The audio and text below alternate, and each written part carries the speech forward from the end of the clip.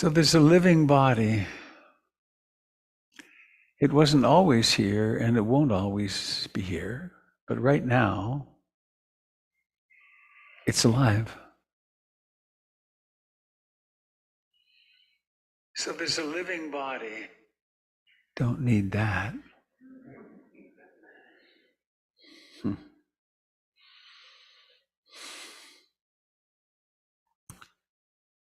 Notice how it breathes in and breathes out.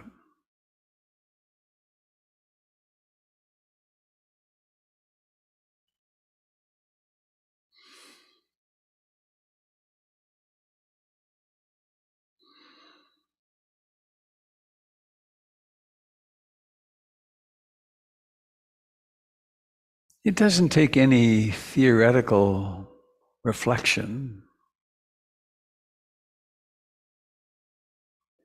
It's just alive.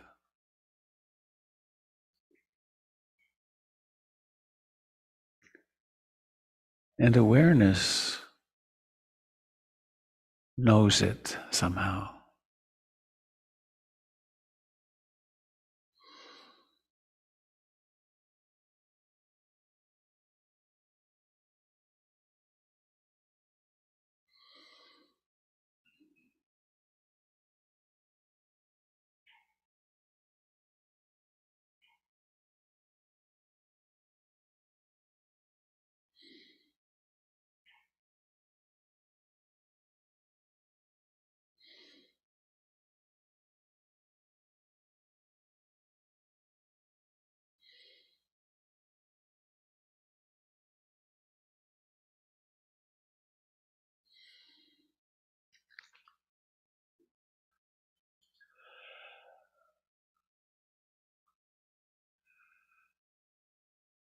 And a very simple instruction would be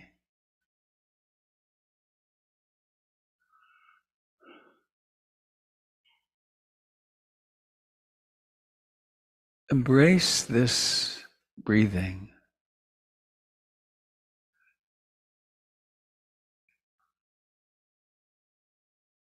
as if it were your beloved who has just been rescued off Annapurna. You thought she was gone. Or he came out of a coma after 6 months and he's there. It's like, oh, it's you.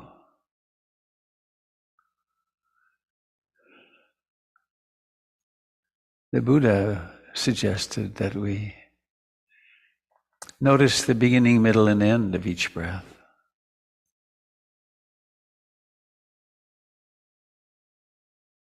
That we notice, observe, are present for the breath, the sensations of breathing in the context of the whole body.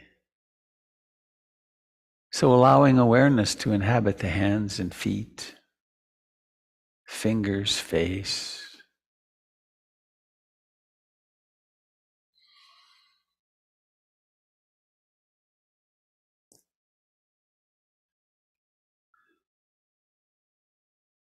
So it's about allow the breath to be real to you. And it's not real at a distance, it's real right here, right in your most beloved attention.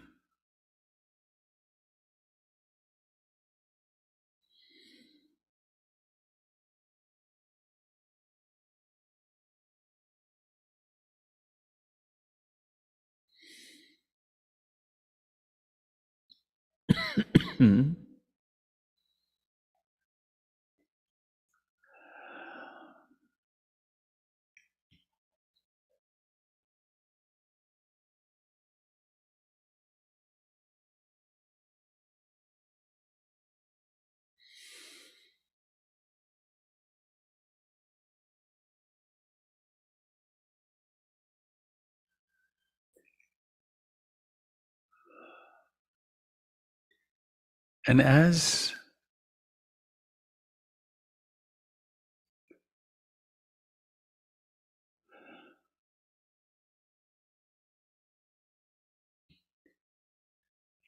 As the mind awakens in its presence with breathing,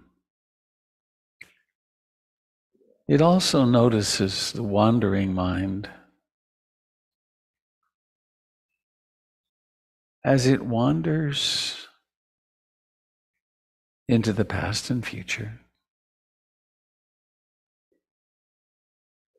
as it wanders in the persona or the costuming of the five hindrances.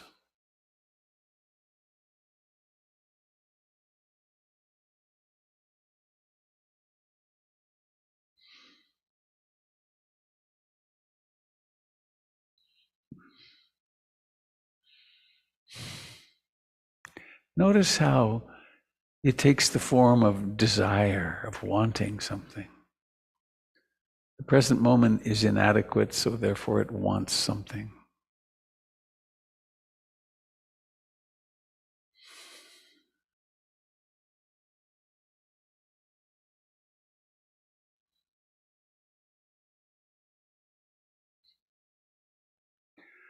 Or maybe it takes the form of disliking and wanting something to stop.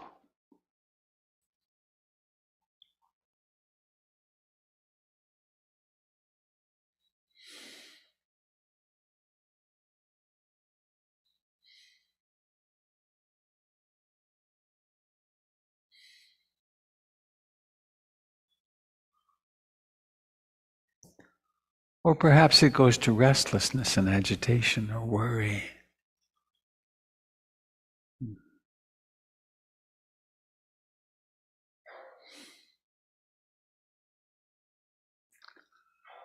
Or maybe sleepy dullness, sloth and torpor.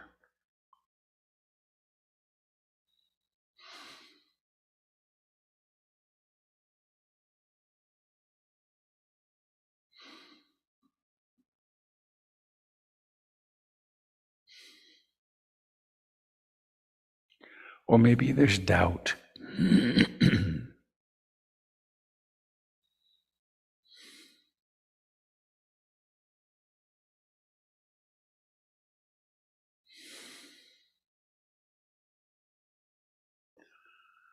Wondering, why am I doing this? Or does this work? Or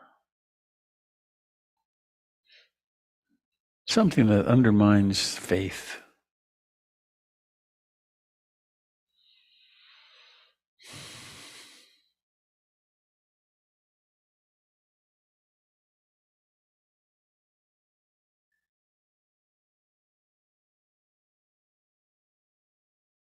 And when we can, let us return to the actual sensations of in-breathing and out-breathing in the chest and abdomen. But we do this without coercion, without any violence at all. It's by setting an intention. My intention is to stay, when possible, with this in-breathing and out-breathing. And then the overarching intention is, I intend to stay awake as best I can to really know what's happening, no matter what it is.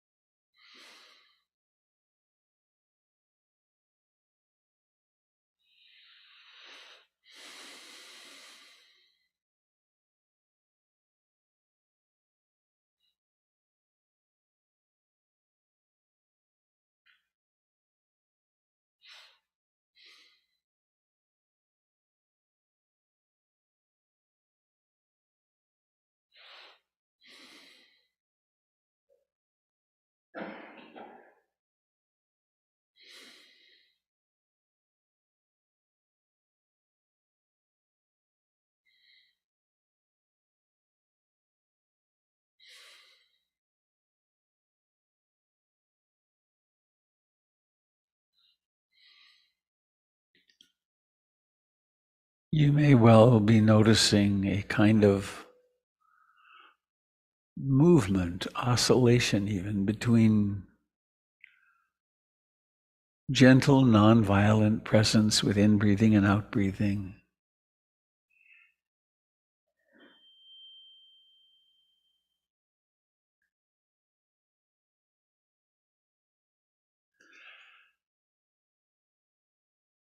and being lost in the trance. The stories. The stories are very convincing, aren't they? You can be off in the future worrying about something or looking forward to something, having conversations about something, having emotions, and then quite spontaneously mindfulness winks into being, and that entire world is gone. That's pretty strange, isn't it? Maybe the crisis of the moment is some relationship complexity. Who's coming for Christmas, or who said what to whom? Or maybe it's what's happening in the news.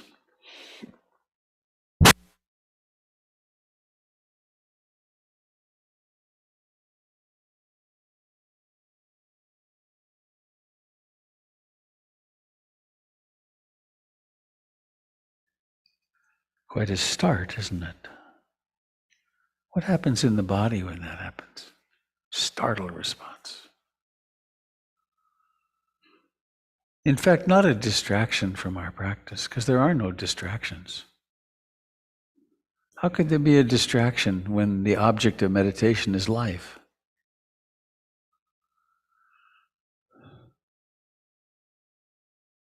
So there's this awakening from thinking, planning, remembering, identification with the emotions.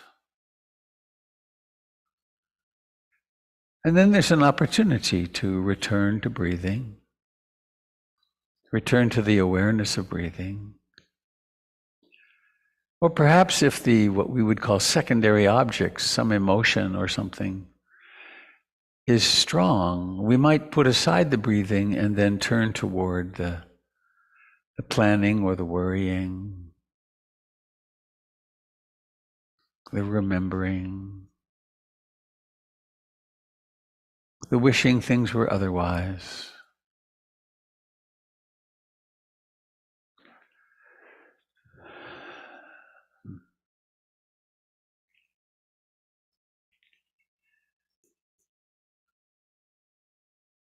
Another vocabulary would be that we practice with profound love.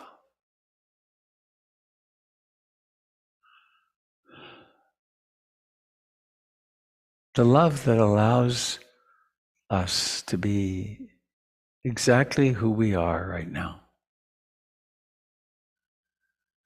It's such a relief.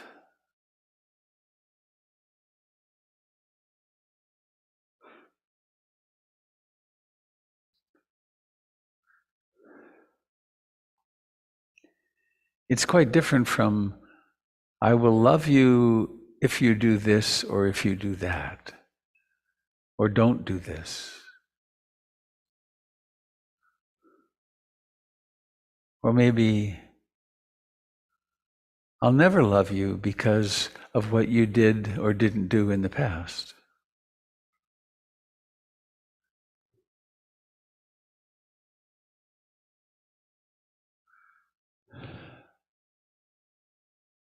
What if love really is allowing things to be as they are?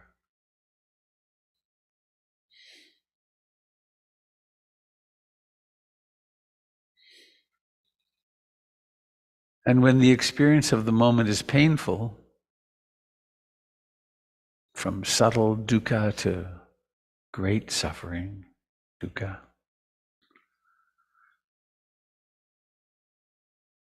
Maybe it's holding ourselves in compassion. That's the way to speak of practice.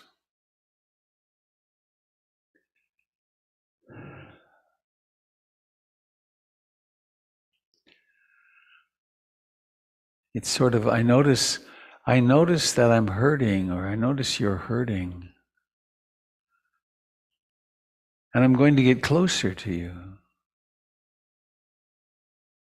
I'm going to open more fully.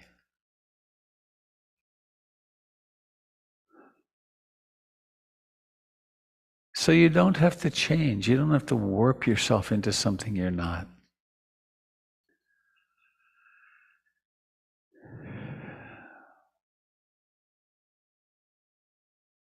And so with love and compassion, we come home to breathing.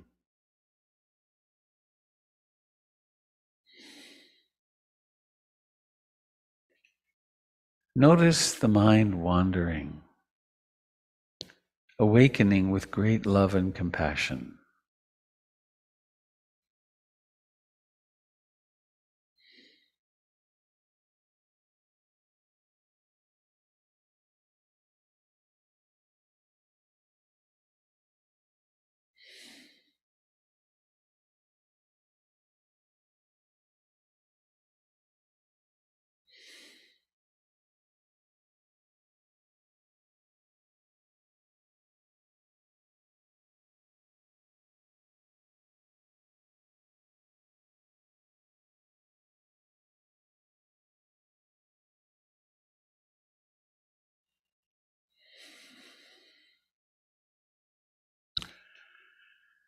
Each breath does have its beginning. It's coming into existence. It's going out of existence.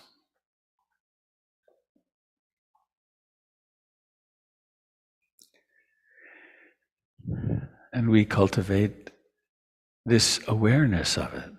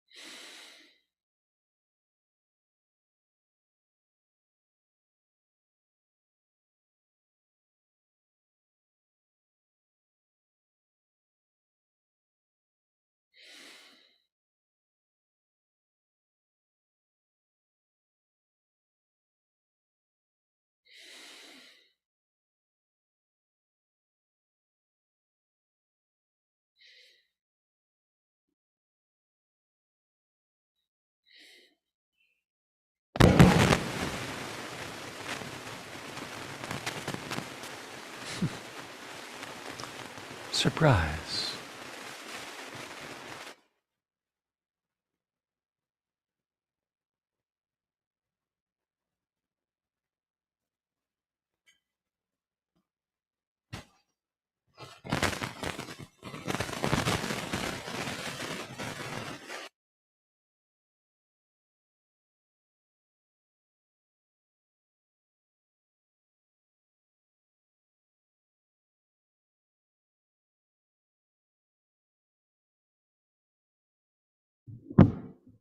What happens in the nervous system when startle takes place?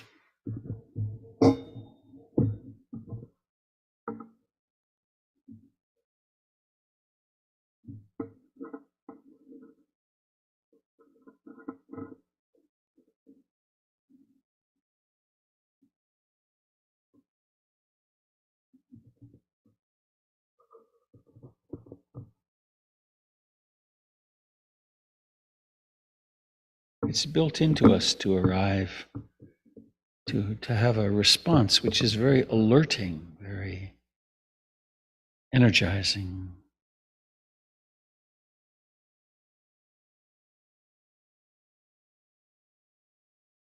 And there may be then thoughts, feelings, emotions about it, and then it's gone.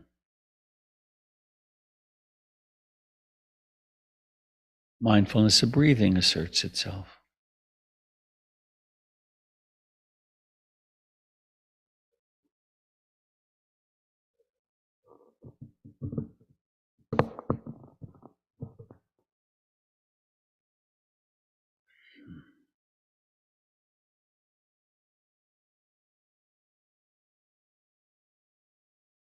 In the insight practice, the vipassana practice, the action is one of constant relinquishment, of letting go, renunciation in a way.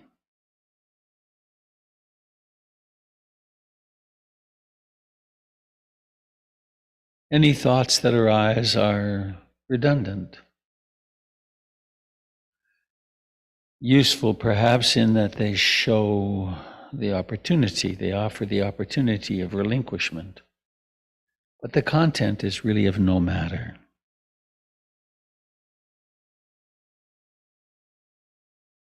But there is that part of us that has imagination, which has intention, apparently. And so we can engage that with something as simple as the great mantra, I love you, with your name at the end. Try it. If it's difficult, that's worth knowing.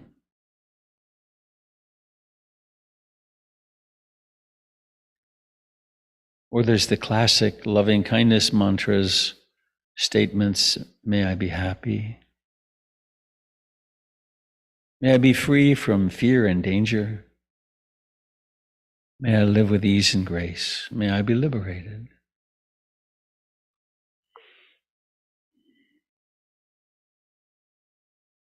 And they, in a way, are suggestive of an experience, which we can also conjure up by thinking, think of someone who's been very kind to you in this lifetime. Someone whom it's easy to love.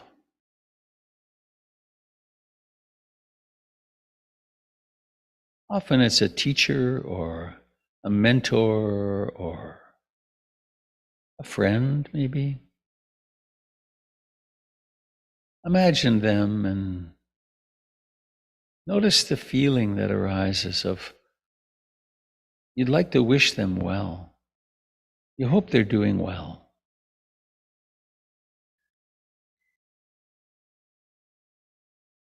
The boundaries of fear between you and that person are pretty low. Maybe a little smile comes to your lips. And there might be some words, which might be, gosh, I hope you're doing well. I hope you're happy. And if it's someone who's deceased, the same wishes can be there.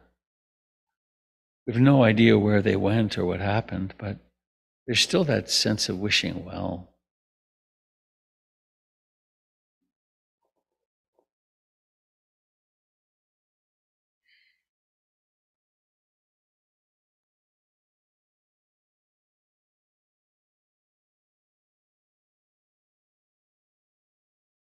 And now we can take that beautiful beginning of an experience and take it to someone else in your life. Again, not someone with whom you have great conflict, but someone who you really do wish to be well. And imagine them perhaps surrounded by golden or white light, or just this intention, may they be well.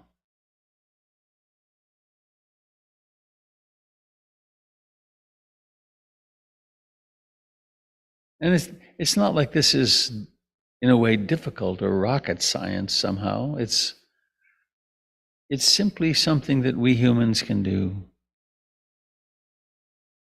And it's sort of natural because of our interbeing.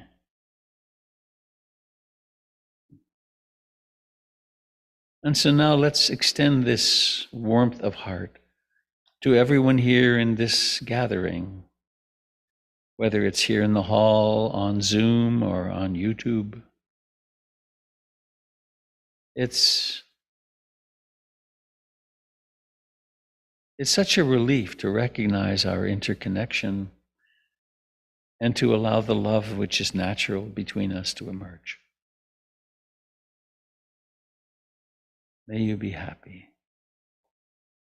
May you be free from fear and danger and all forms of suffering.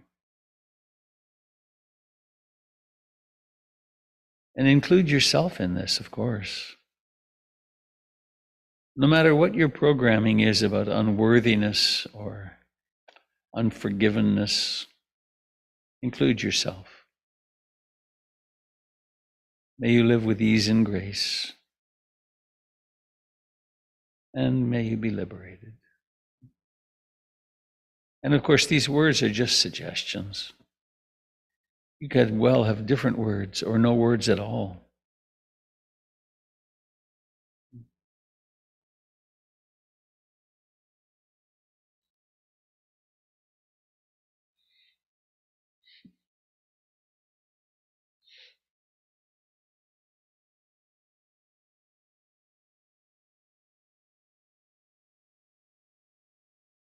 And now, please let us become aware of our bodies as they sit here. They're so alive. And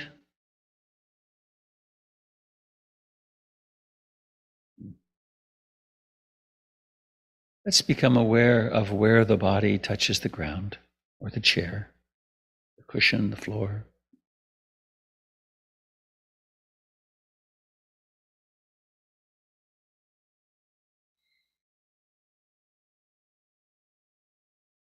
Let's become aware of the hands, allowing awareness to open in what we think of as hands. And of course, we never find hands, do we? We find sensations.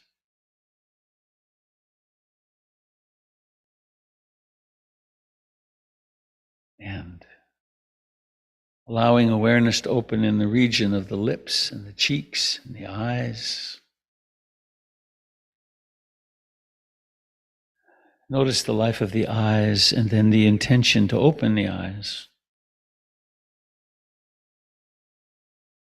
And now let the eyes come open. They don't open on their own. It takes effort and will. Lifting the eyelids, which are rather heavy, oddly enough. And then there's something very odd and mysterious happens called seeing.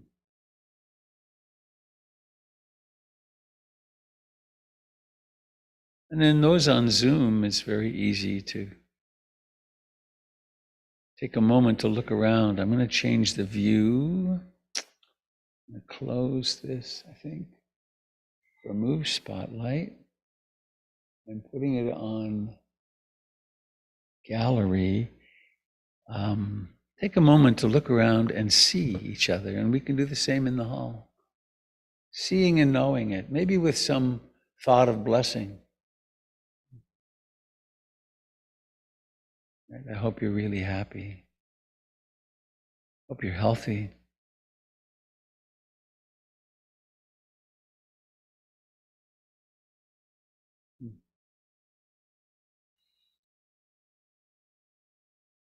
And now I want to say a practical word to those of you on Zoom. These Sunday morning broadcasts are broadcast live to Facebook. If you don't want your face or name to show on Facebook, please turn off your camera and change your name. You can do that in the controls. And otherwise, you can choose to put it on speaker view or gallery view. Now, let me fix this thing, if I can. Yo, I'm not supposed to do that. I know. Hello, this is a test. There we are. I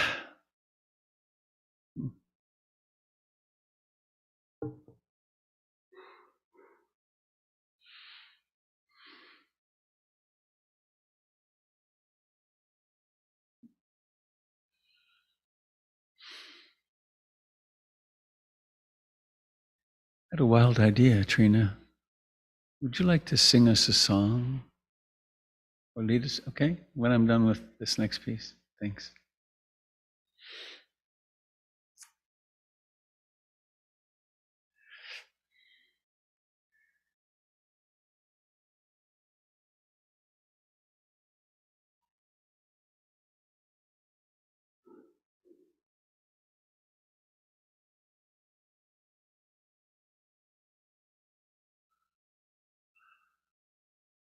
I think we're having a potluck today, are we not? Great. And it doesn't matter whether you brought food, you can come and eat. There's always more than enough.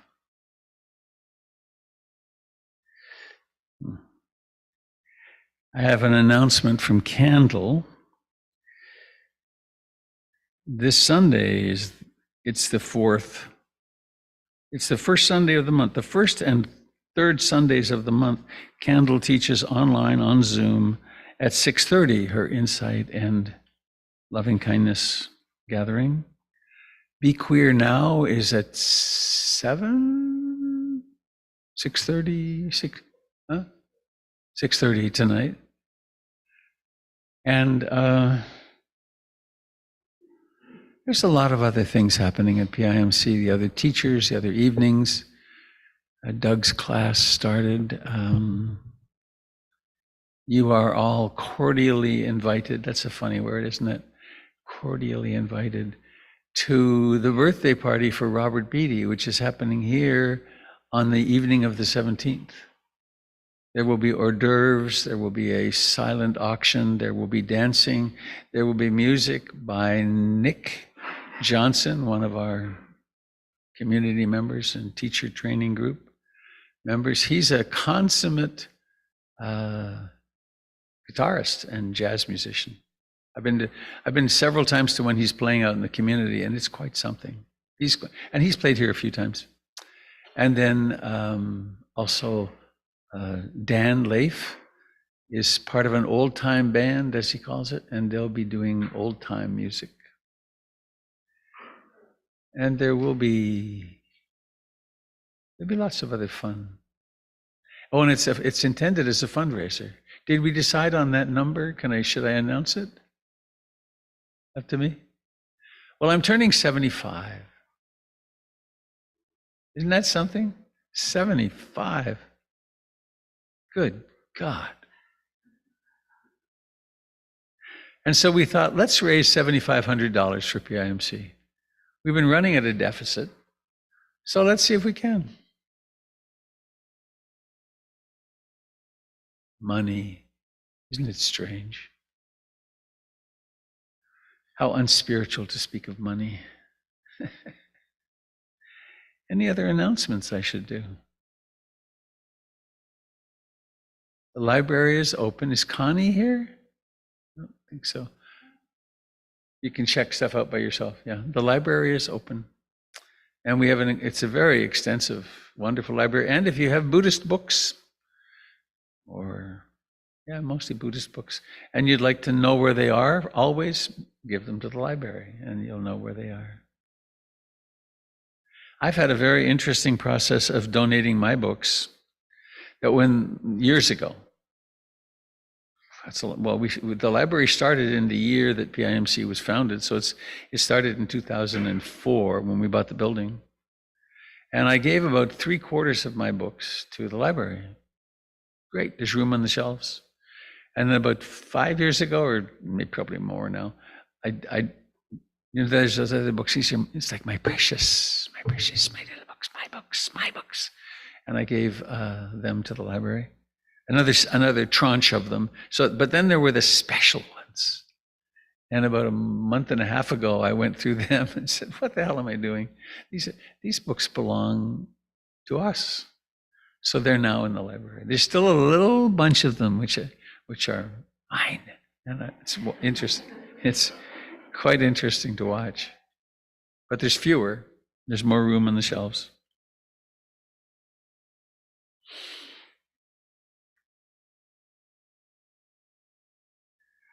So Trina, you want to come and do this? We're going to do some moving, but maybe have the sing song first. Can you use this? Oops. Huh? Yeah, I can pull it. But let's move. Do you want to sit or you want to stand? Oh, you won't. We can't see you though. Oh, I mean, I can fix it. So we can. Here, wait a minute.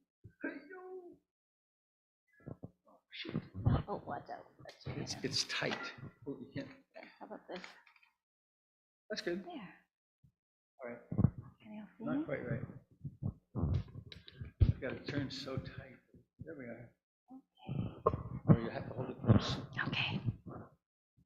Yesterday, I was driving to PIMC and I realized, oh my God, I'm going to be 10 minutes late. And rather than the anxiousness that, used to be there when, oh my God, I'm going to be late.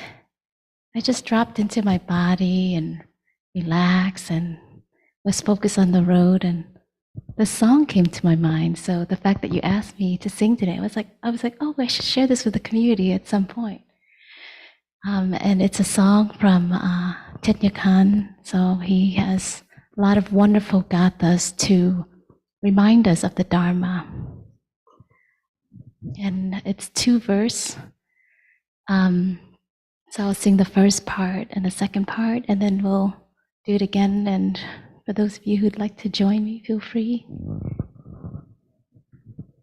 Breathing in, breathing out.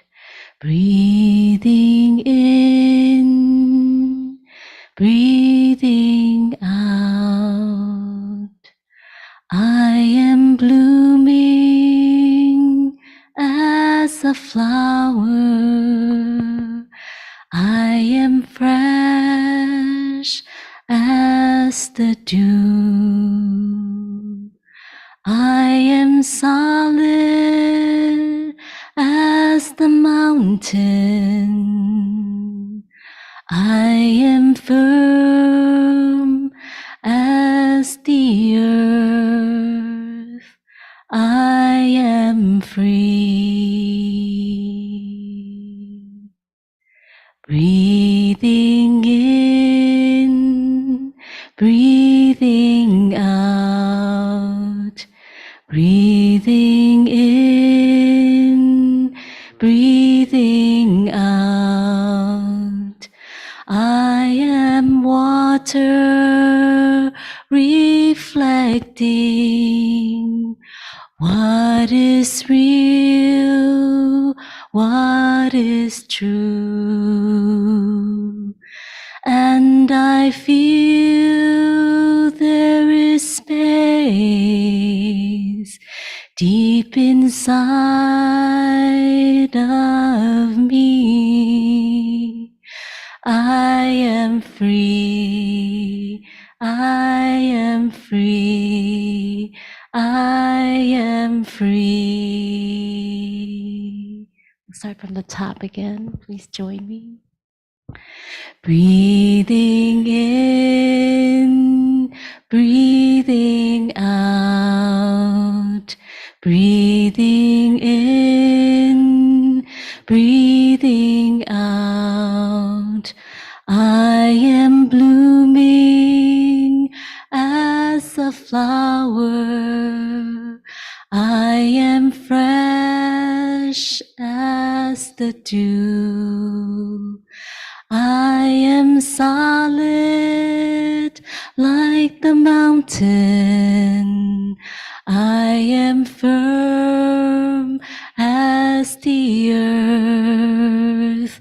I am free. Breathing in, breathing out, breathing in, breathing out. I am water reflecting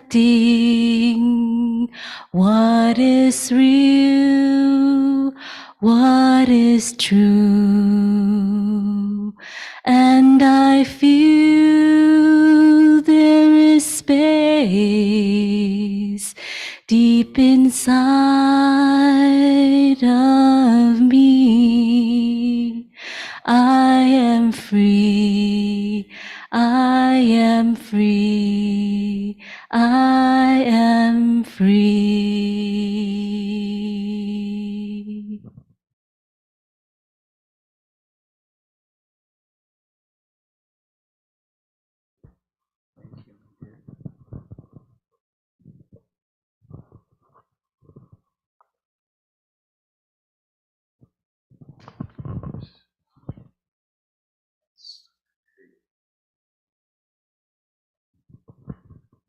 So please brace yourselves. I'm going to try this other mic. This is a test. 1, 2, 3, 4. Well, it's doing it. Okay. So.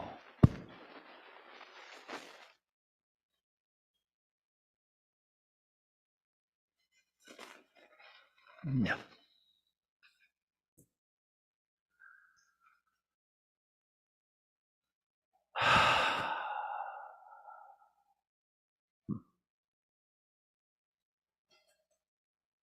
You have such an exquisite voice.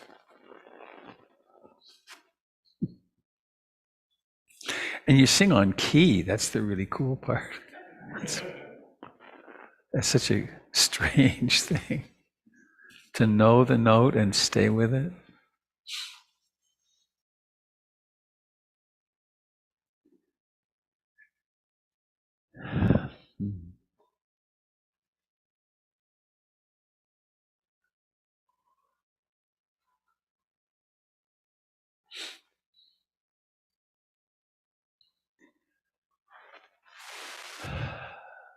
A long time ago, decades, many decades, I went to Burma for a week. Many of you have heard bits of that story. Tangpulu Sayadaw. A piece of it I'd like to share with you right now is I was 10 or 12, 15 years maybe into practice, and I've been doing mindfulness of breathing as my primary practice for all that time. And I got there and I did this flash ordination as a samaner, as a entry-level monk. And we had very few days. We had 5 days of practice. 5. And Tangpulu Sayadaw gave me a very unexpected practice, which was for day 1, he said through the translator, all day be aware of seeing. So it wasn't breathing in, breathing out, it was seeing. So I invite you to join me in that right now. Be aware of seeing. Seeing, and you can look around, seeing. Seeing. Seeing. I'm supposed to do this all day? Seeing.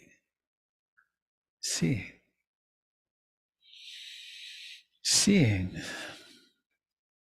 What about the breath? Seeing. Seeing. The next morning he asked me, so how was it seeing yesterday? And I said that was a really difficult practice.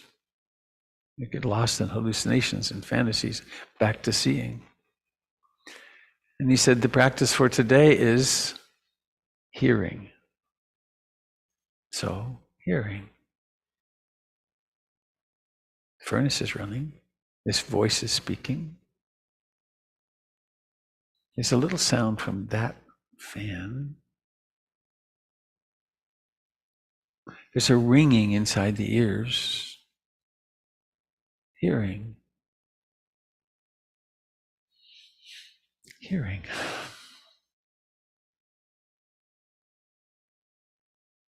The next day, he said,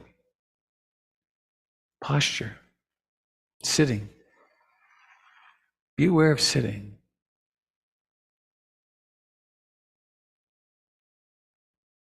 Sitting. Sitting. So you're bringing awareness back to this experience of the shape of the body, of sitting. Sitting.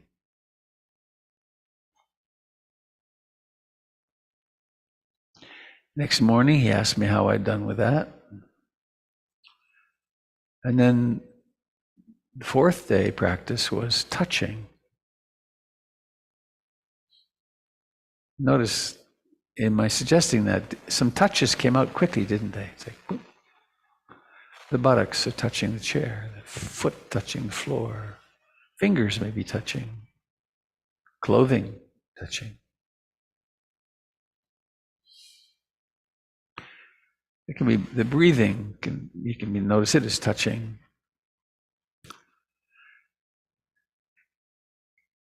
The fifth day was seeing,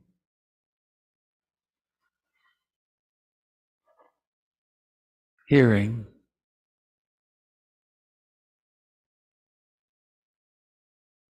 sitting, touching.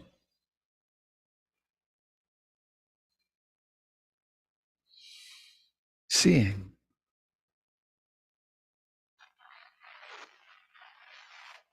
The content of seeing doesn't matter. It's the fact of seeing. Awareness of seeing. Seeing. Hearing.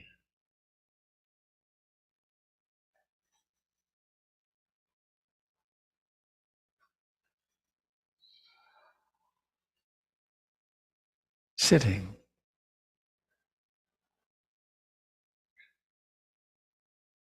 Touching.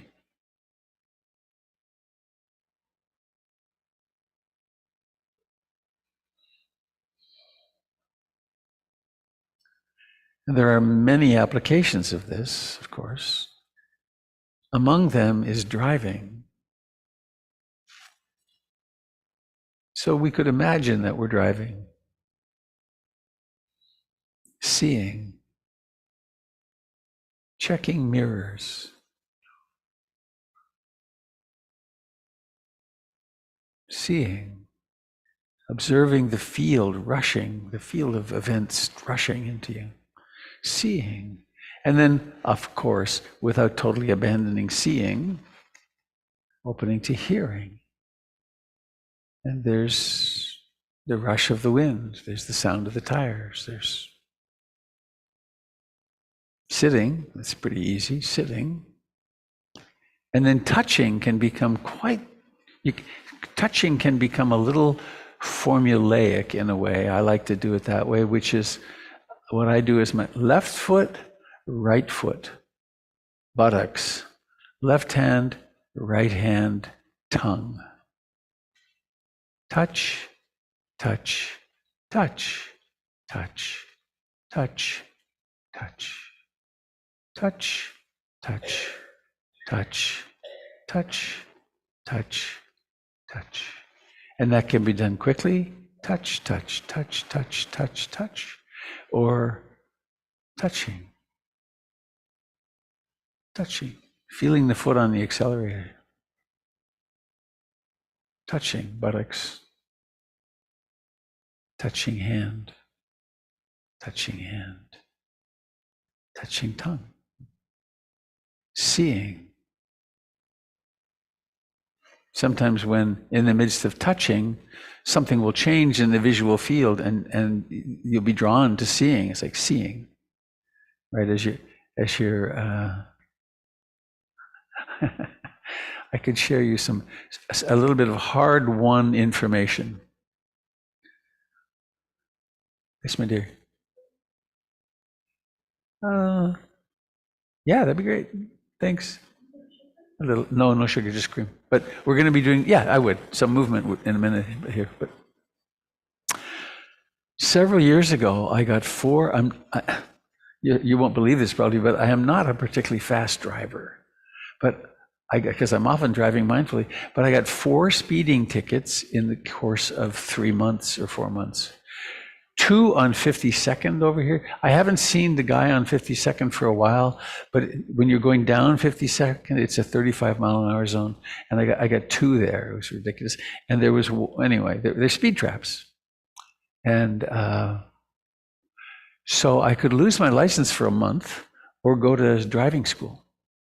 And I went to driving school, and it was just an evening, and there was a lot of people there.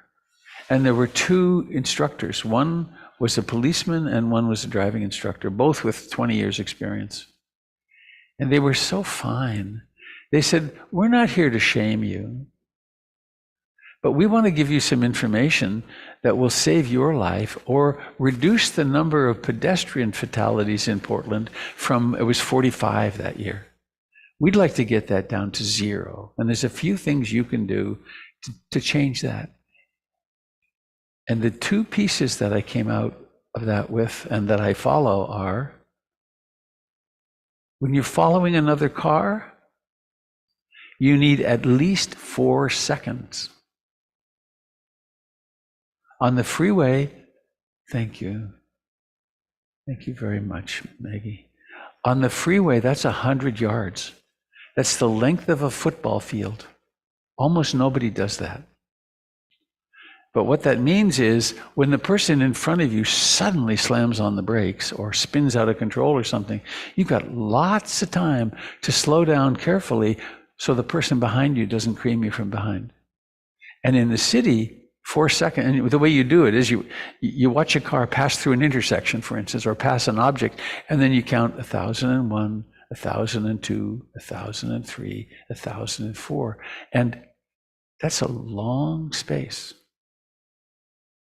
And on several occasions, it's been very helpful to me. And now when I ride in other people's cars, when they're driving, including my family members, I'm very bold about it. I say, I am not comfortable with driving this close to that car in front of us. People resent it. We all want to be autonomous in our driving. The other thing that I learned is, that's funny, in approaching a stoplight, if it's green, 4 seconds before you get to the stoplight, as he put it, you cover the brake. So you're ready to stop if somebody comes flying through. 2 seconds before you get to the intersection, you put your foot back on the gas. Not accelerating, but that you can get the hell out of there if you need to. So every intersection, it's quite a mindfulness practice. You put your foot on the brake. 1, 2, getting close, and you put your foot on the gas. And I've had one instance when it was really good that I had done that. There was one other piece, which is around the tailgating thing. He was quite funny. He said, when you're driving with 4 seconds, and there's somebody gets really close behind you, people get impatient. What do you do? And the policeman said, well, I mean, what do you do after you slam on the brakes? Which, of course, is not a good thing to do, though I have done it in my life. put my foot on the brake to make my lights come on and watch the person pull back. What he said was, what they're doing is none of your business. That's their problem. You keep your 4 seconds, and you may save their life too. So, back to seeing, hearing, sitting, touching, touching, touching. I once arrived in Palm Springs to see Ruth Dennison, and it was about an hour and a quarter from the airport to her place up in the desert, in the high desert. And I was so anxious to talk. And in the car, she said, "Let's not talk, darling. You drive, and I'll direct." And she did something very much like this for an hour and a quarter. Changing lanes. Notice changing lanes. Checking the mirror. And what happened was I got to Dhammadina, the retreat center, completely relaxed. Completely, because we hadn't been chatting, and also I'd been so attentive to the road. So right now we're sitting. Hi, Zoomers. Looks like I'm looking at your pictures, but the camera's over there. It's kind of weird. Let's notice that sitting is happening. Doesn't take any, we don't have to get into some special posture. It's sitting right now.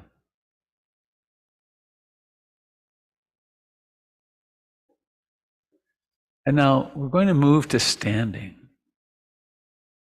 We're going to change shape, become shape shifters.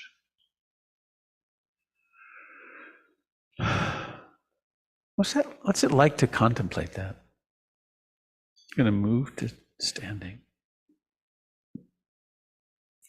How will I do it? And it's not so much a thinking process as there's a knowing in the body of how it's going to need to move.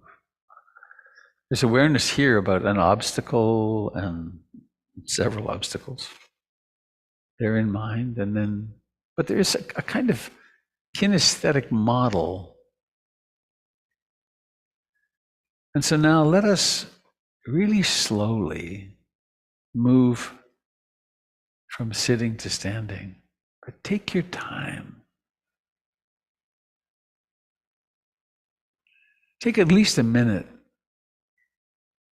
Doesn't help those of you that already popped up, but imagine that you're in relatively thick honey and you have a scuba outfit on, so you're not going to drown, smother. But what does it take to move from this sitting to standing?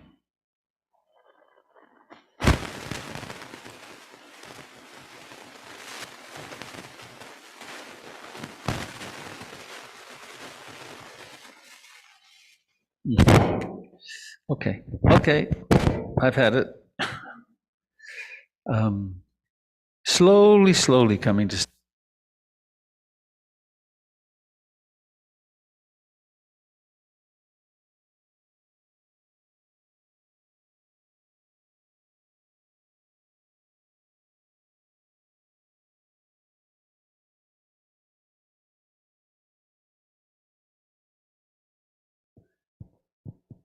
You might need to move something.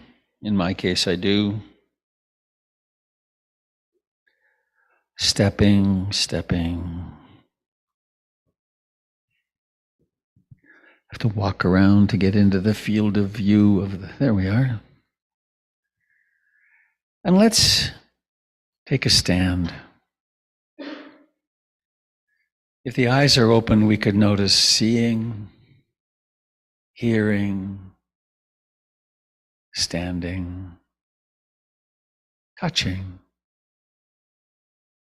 foot, hand, clothing. All 3 of the children that I knew as toddlers and as they grew up really liked to get their clothes off. because they're irritating. And we get used to them. They get to be background. We hardly notice, but aware of clothing, standing, touching, hearing.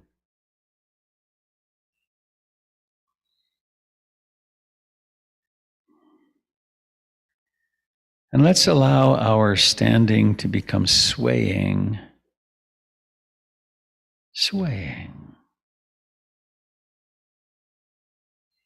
But let it be pretty slow so you can stay really attentive in it.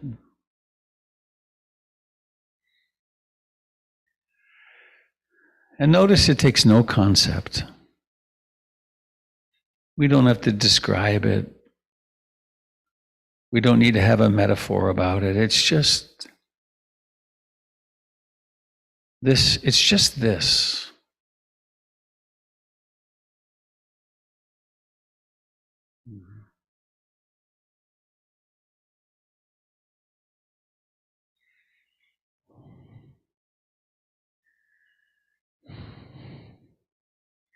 And in your swaying, at some point, one foot will become very light. And let it take a tiny little step. Doesn't matter what direction, just a little step.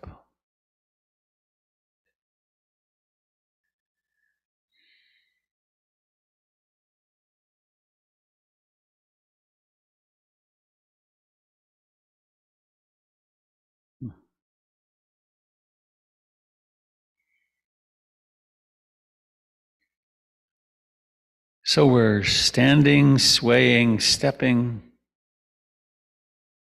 No reason we can't become aware of hearing. There's some very creaky spots in that floor. You might be on one, you can feel it creaking.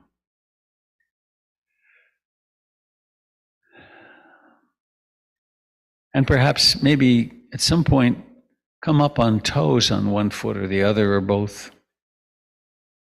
Stepping, moving, swaying.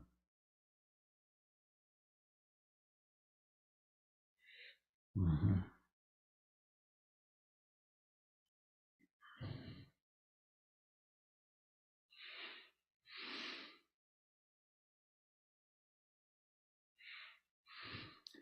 And maybe your eyes could be open and seeing. Watch, the visual field is so remarkable how much it changes. Swaying. And there's no way to do this wrong, right? So, and see what other stretching your body would like to do.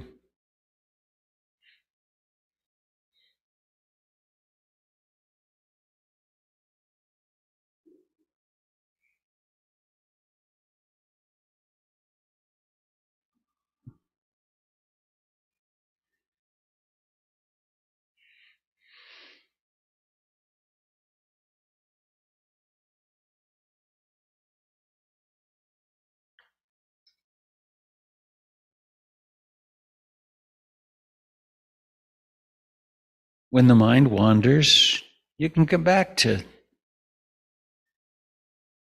standing, swaying, hearing.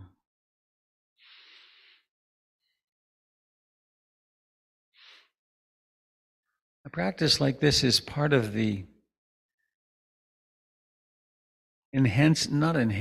the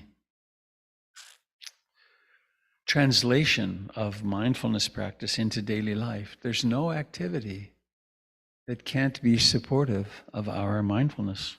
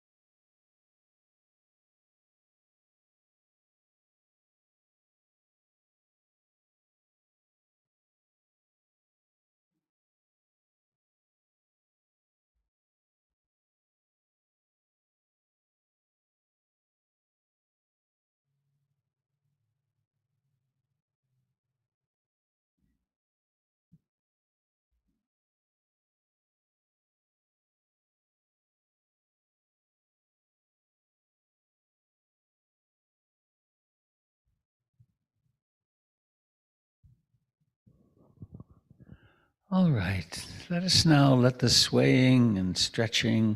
Well, maybe see, is there any extravagant stretching the body wants to do? Maybe taking up a lot of space, present in the sensations. If the impulse arises to stretch in some particular way, where does that come from? Notice that. Mm.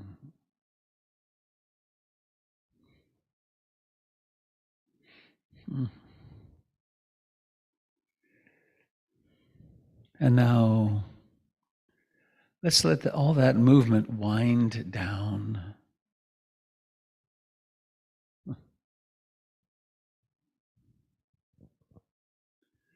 Let it wind down and come to stop.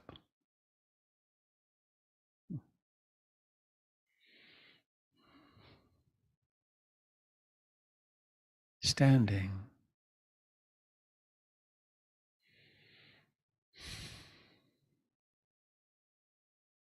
Standing, seeing, hearing.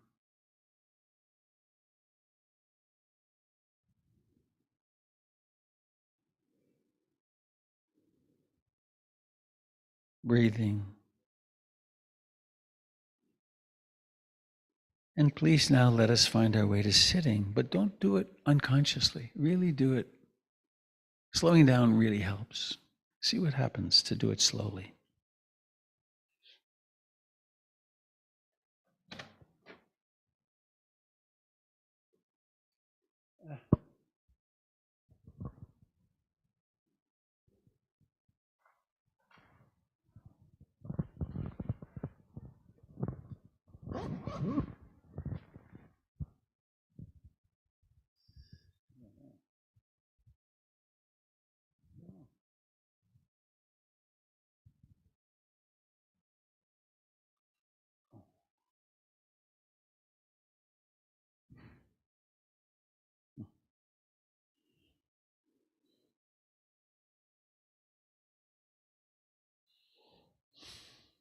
It's snowing.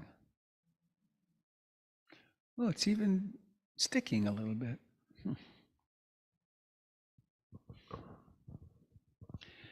Please bear with me a moment. I'm going to change the cable on this, and I can't remember whether this is a bad cable or a good cable.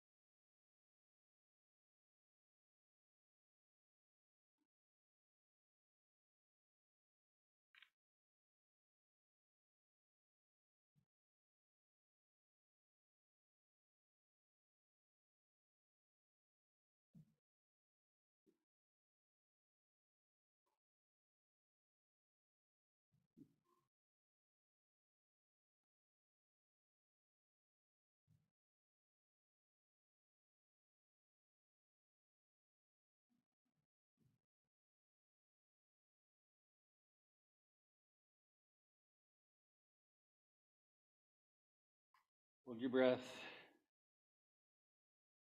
This is a test. 1, 2, 3, 4. Hey, it's not, well, maybe it's okay. Good.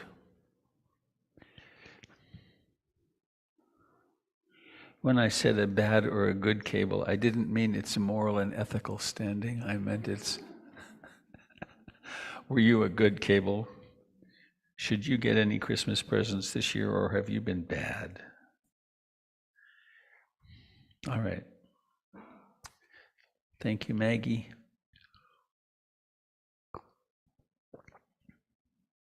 Mm.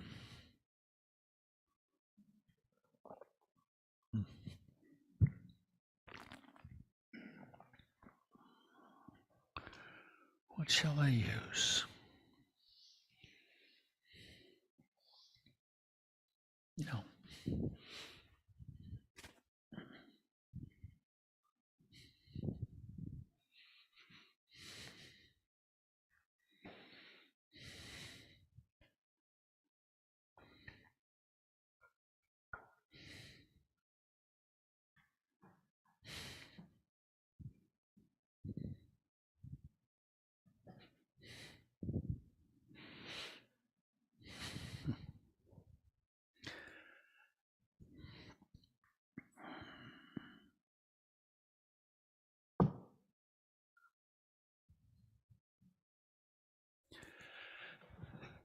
I have in my hands 3 items.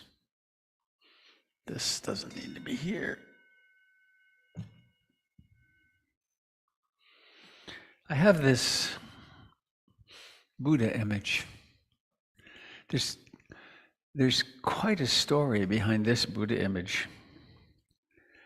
I was in India with 25 students and my first wife. It was 1979. And we were staying in the Hotel Intercontinental in Varanasi, in Benares. It's up on the hill. Varanasi is perhaps the oldest continuously inhabited settlement in the world. It's where Hindus want to go to die. It's where the bodies are burned on the ghats and the ashes and pushed into the Ganges. I was already quite I love being in Asia, and particularly in Buddhist Asia, and all I buy are Buddha statues. I have quite a penchant for them. And this one I saw in the gift shop, and it had broken fingers, which it still has.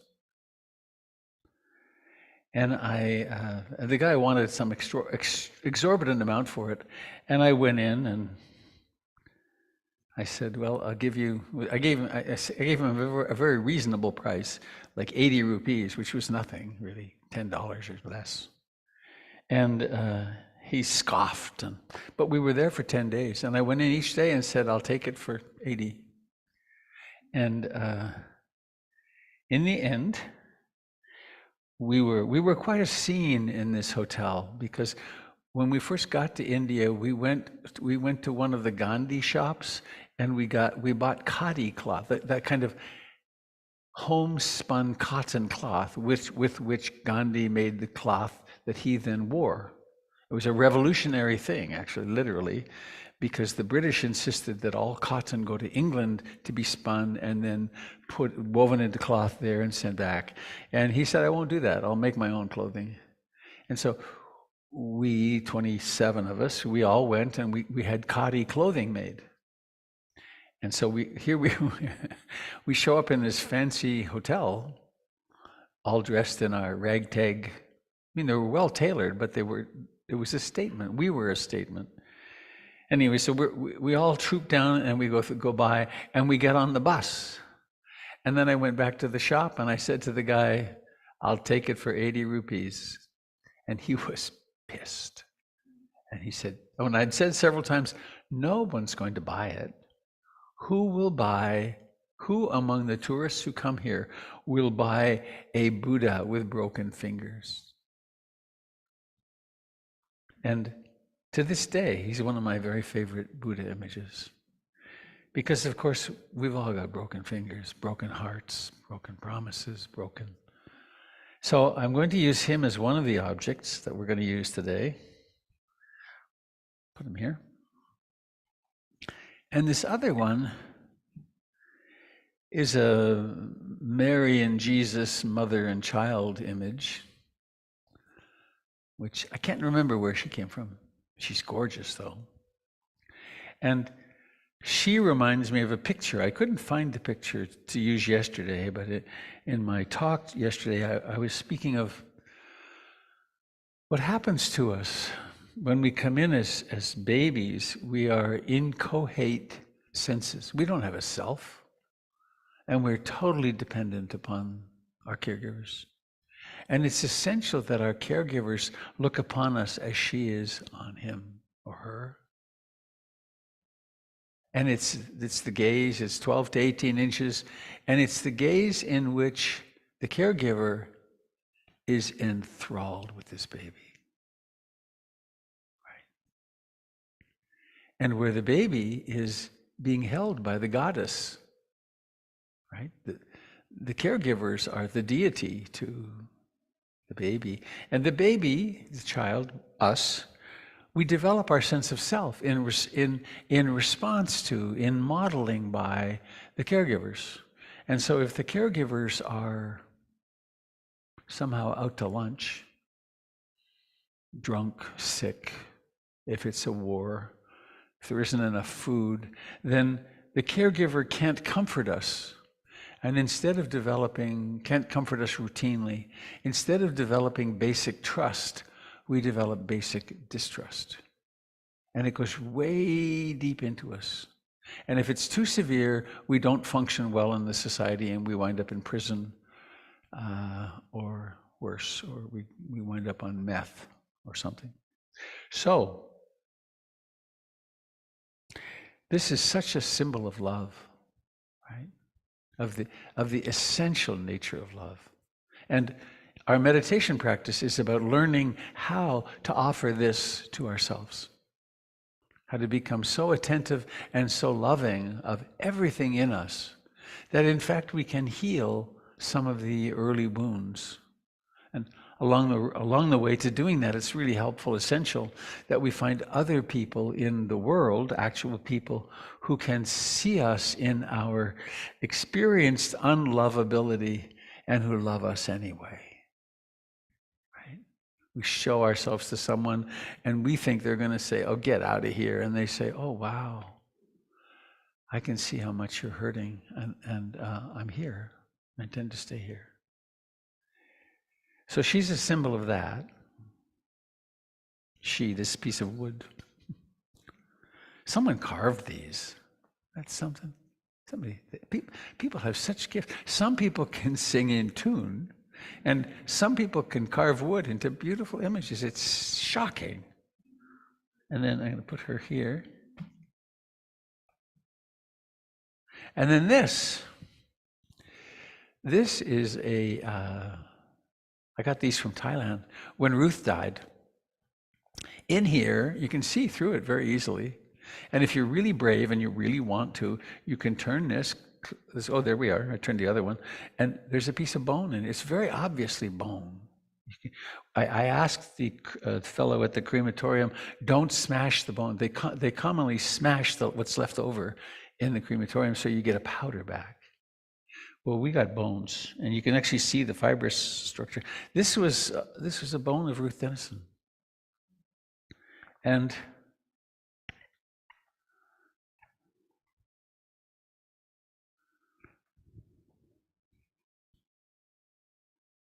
so I guess this is a symbol of love too. And also of impermanence, utter impermanence. So, how's the time, Robert? Oh, 15 minutes. Gosh. Oh, well, we can still do it.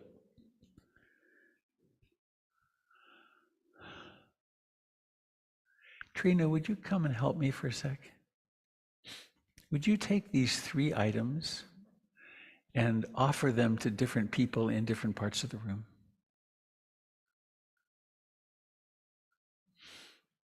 Just any random person.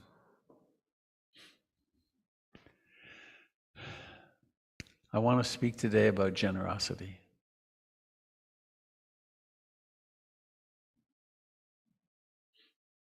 It's the first of the 10 of the paramis, of the wholesome mental factors that we develop as we become more human, as we develop toward awakening.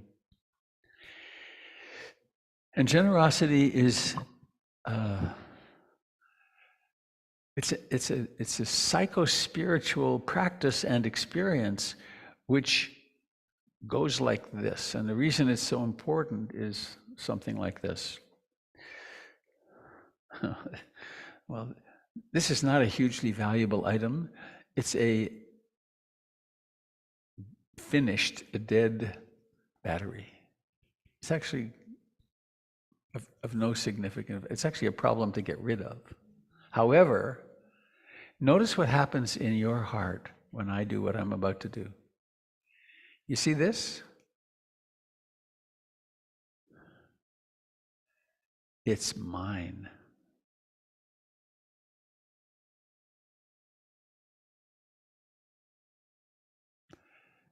This is my gated community.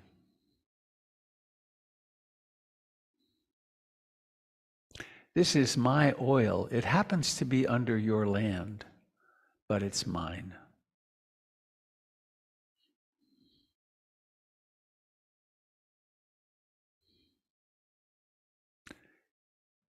This piece of land that you thought belonged to your country isn't yours, it's mine.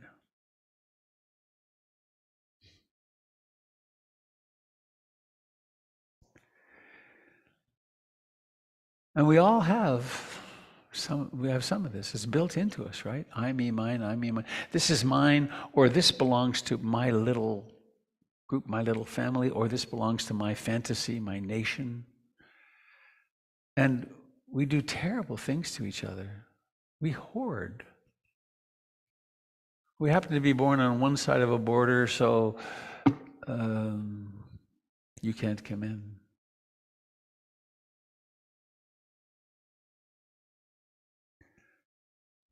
I generally don't talk about this, but I'm going to do it today. Into the room. You know how upset we are about the southern, some people particularly, about the southern border and about immigrants coming into the United States? They also happen to be the wrong color skin. The southwestern United States is running out of water.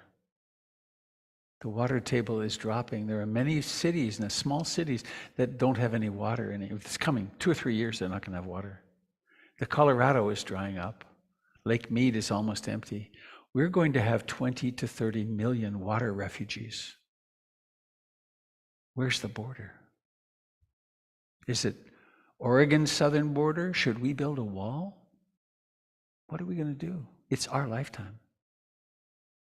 Right? Whew, it's heavy. But generosity. The Buddha said that the practice of generosity is such that if you understood it, you'd never let a single meal pass unshared. So I want to talk today about generosity as the practice, and I'd like to do it using those 3 items that went somewhere. Please, those of you that have it, hold it and appreciate it, feel its reality, and then give it to someone. And notice the practice of, oh, I want to give this, and then give it and watch it go. And the person receiving it notice, oh, you just gave this to me. And notice the connection.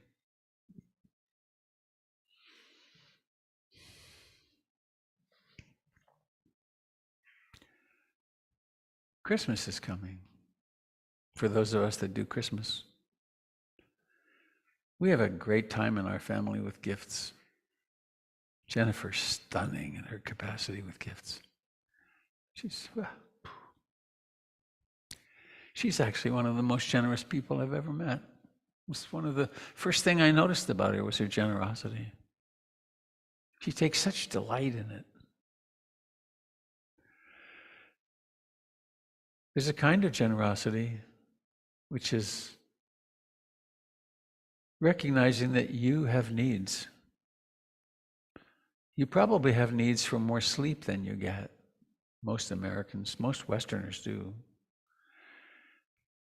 The average American gets 2 hours less sleep now than they did in 1900.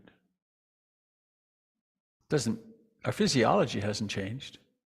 There's more stress, but we have electronics and we have light, so almost everyone is chronically sleep deprived. We're just used to it. Exercise. Do you give yourself time to exercise? I don't. I need it. Are you generous with yourself, or are you stingy? We can give in the form of objects. We can also give in the form of attention. Someone wants our attention or needs it.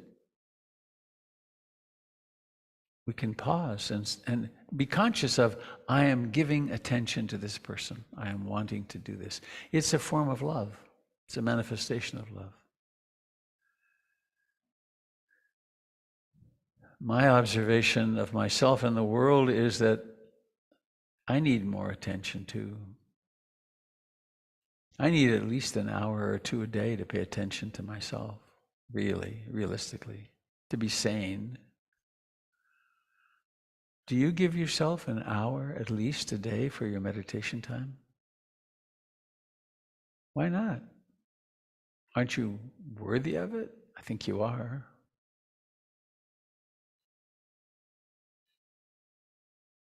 So being sure to pass on those objects so that the people, maybe everyone in the room will get a chance to feel the giving and the receiving.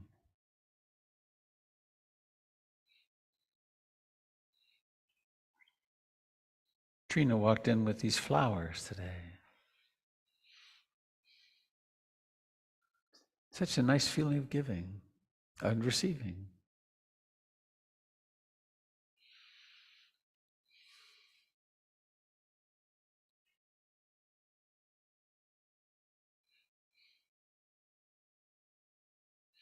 I like to give to homeless people. I commonly stop at a 7-Eleven or something on my way home with some frequency, and there's usually somebody outside, strung out, cold, mentally ill.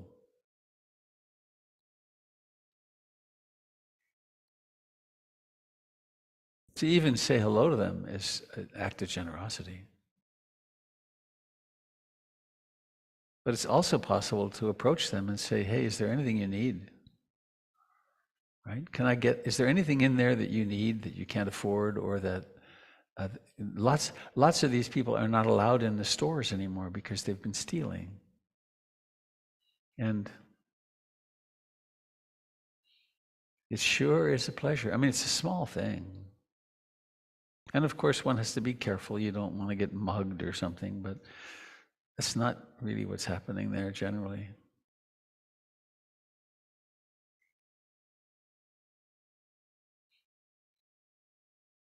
There's the generosity of supporting a Dharma center. Right? PIMC needs your support. We commonly talk about it, but it's true. It does. We've been running at a deficit for some months. You'll get a fundraising letter in the mail or online sometime soon, and one way to practice is to reflect. So what do I get out of this? How important is this to me? And what happened to me when I walked in the door of the center the first time? How's my life changed? And then to reflect, so how could I support that? One way is attending, of course. Another way is to come to work parties and come to my birthday party. But here's the piece I've been missing.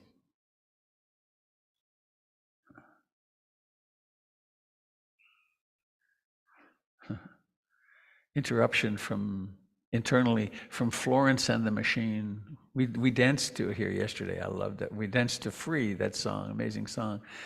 I listened to it about 40 or 50 times before I heard the words near the end, and then I realized, this is why I love this song so much. It says, she says, is this how it is? Is this how it's always been? To exist in the face of suffering and death and still keep singing.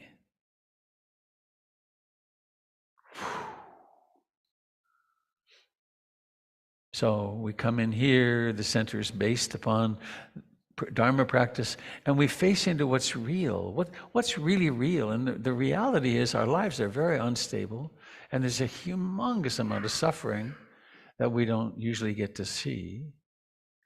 We had one brave person yesterday, a woman who shared her broken heart really with us in the group. It was a large group, 60 people. And it was such a gift because everybody in the room could breathe a little easier. It's like, oh, it's true. It really is this hard. So we also can give each other the gift of our honesty. And then the piece I keep missing here, I want to be sure to get to, is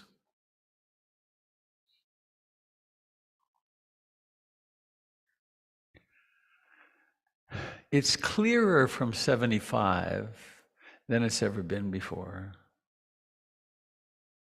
As my friends die, And as they get sick and infirm, and as I do too, we're not here for long. And so giving helps to weaken and ultimately free us from selfishness, from the excessive trying to be safe by holding on to all my stuff. There's no safety, right? There's no safety at all. It doesn't exist. And so anytime we share something, we move in the direction of truth.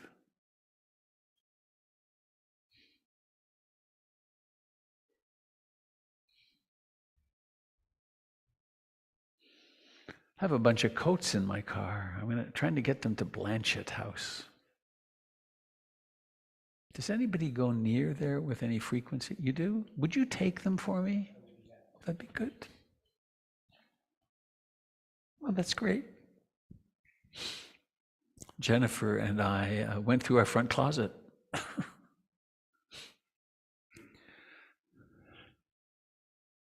I found 5 coats I never wear. 5. They're nice coats. Every single one of them, there was like, oh, I like that one.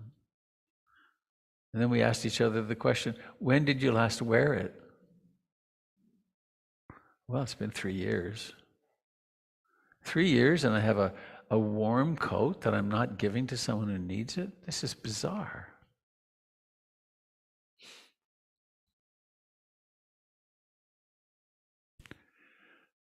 And then there's a kind of snapping, a kind of like, mine. And then, well, what a strange thing. It's a selfishness. It's a kind of greed. Now, of course, how's the time? Oh, just a few moments. A long time ago, I was getting to know a woman, a student, who had 2 children. And she had just made a fairly substantial contribution to the center. And we talked, and it turned out that she made a choice between, it really was between taking care of her children or supporting the center. And I said, well, why did you do that? That doesn't make sense. And she said, well, in my former religion, we were told we had to tithe. And it was 10% of our income had to go to the organization. And that if we didn't tithe, we wouldn't get anywhere spiritually. We'd never get to heaven if we didn't tithe. That's spiritual materialism and is rather stupid, right? When we're practicing generosity, we use our intelligence as well. Do my children need food? And what can I afford? What's appropriate for me? And then to notice those places like with my jackets where we're holding on ridiculously. That's kind of too judgmental. When we're holding on unconsciously. And when we can realize, oh, I can afford to, like with PIMC, I can afford to give a monthly contribution, or I can afford to increase my monthly contribution, or I can do 10% of my income because I got enough. So this is an invitation to all of us to turn our lives into fountains of generosity. In the precepts, I undertake the training of the heart to refrain from taking that which is not freely given. That's a powerful statement. Then the positive statement of that is, I undertake the training, or I aspire to become a person of incredible generosity. Right? One of my intentions, and it's turned out it's worked, is for my children to think of me as a very generous person. For them to have witnessed it in me, toward them and toward others. And guess what? So are they. Right? Because they see that that's normal. It's normal to be generous. In fact, there's one last story of this. My kids and I were, this is 10 years ago, we were in Bend on a little ski vacation, the three of us. And we went to the movies one night, and we were going to see a particular movie, and this fellow came in behind us, clearly of limited intelligence. Right? He wasn't, he was somehow somewhat impaired, and he didn't know what movie to go to. And so I was talking to him, as I often do, and I said, well, we're going to this movie, it's about this, and why don't you go to the same movie? And he said, well, okay. And of course I bought his ticket. Duh. And we got inside. And my son said, Dad, it's so difficult to be with you. You talk to these weird people. And then you bought his ticket, and I was afraid you were going to have him sit with us. But then he said, but I do admire that you're so kind and generous to people. They watch us like hawks. And so I invite you, in this season particularly, when there's gift giving, and it gets weird. There's the thing, you have to give a gift to this person or that person, that we can transform that into, oh, okay. Well, it seems like it's appropriate, maybe even it's required in the family system for me to give this person a gift. How can I give them a gift? And what can I give them that will be a real pleasure to me? How can I make it into pleasure for me? Like giving away a Buddha right now. Right? And how can I take it as a spiritual practice? It's as important as meditation, said the Buddha. We can meditate a lot and never open our hearts to ourselves or others in generosity. And then we're just developing a calm mind. That's not a bad thing, but we're not moving to a mind of connection. Right? That if it's true that there's no difference between us, that we're all one consciousness, then anything we can do to move in that direction is really worthwhile. So that's it.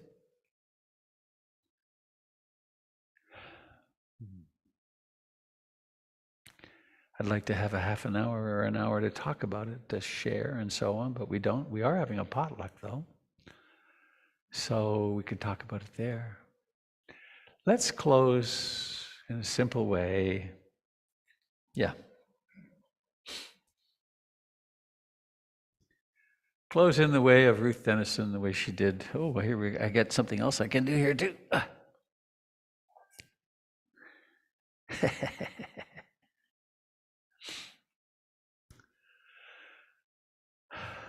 Let us chant 3 times. Bhavatu Sabe Mangalam.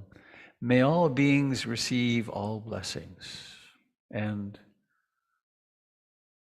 Sadhu, it is thus, or well done. And let's think of it, may all beings receive all blessings, as a generous act on our part. So we'll do it 3 times. Those of you on Zoom, please unmute and we can have some cacophony.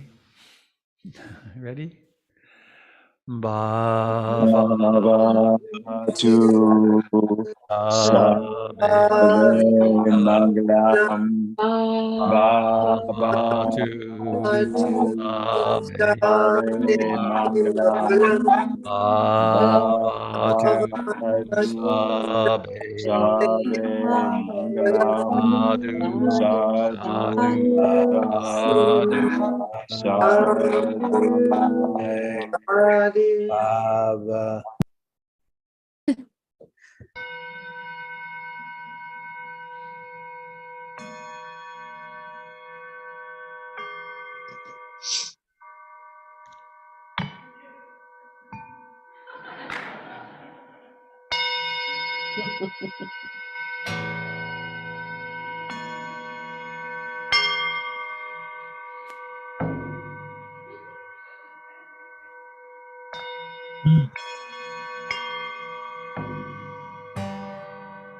Damn it.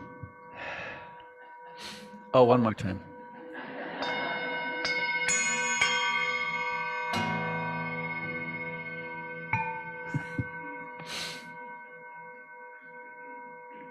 So, dear friends, let's have a lovely lunch together and share it. And if those of you that are left with the items, if you bring them back up and put them on the altar, that'd be great. Goodbye, dear friends on Zoom. Thank you for being here. Have a blessed week. See you soon. See you tomorrow morning, some of you. Bye-bye. Bye. Bye. Bye, Sangha. Bye, Sangha. Goodbye, Sherry. Goodbye, Bye, Tess. everyone. Bye-bye. Goodbye, Cricket. Bye. Goodbye, Great Christy. to see Oh, you. Christy, nice to see you. Thank you. And Cricket. Yes. Nice to see you, Robert. You too. Lovely to see you. All right, here we go. Prepare for the leap to hyperspace. Oh, first I'm going to